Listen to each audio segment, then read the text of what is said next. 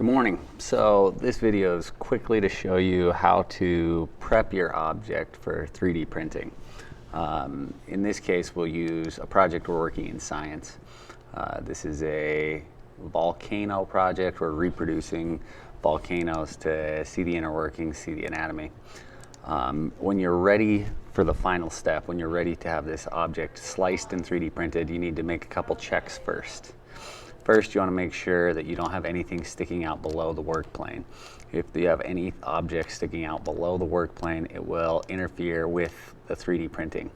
You also want to make sure that anything that is not attached is either on the build plate or is separated somehow. So this model won't print because of this and this. Now that I know there's nothing sticking out, this object is ready to print, I'm going to make sure that it's named correctly, because otherwise I won't print it. There'll be way too many submissions without names, chaos, and I won't print it. So make sure you have your last name and the title of the project. And then you're going to export. When you click export, you want to export your object as an STL. This is going to save the file in a 3D printable format to the computer. In your case, it'll be to the Chromebook. This is what you will submit to me, and I will slice it. The slicing looks like this.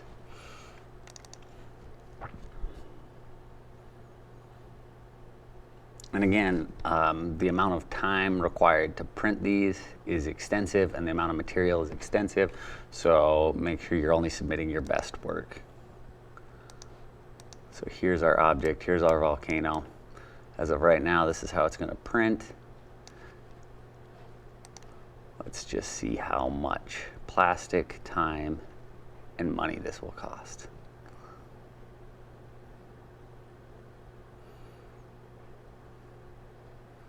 That's not a good sign, the longer it takes. So it looks like it's a 9-hour print, 38 meters of filament for a cost of $3.51. Again, make sure that you name your project first, export as an STL, and submit your project.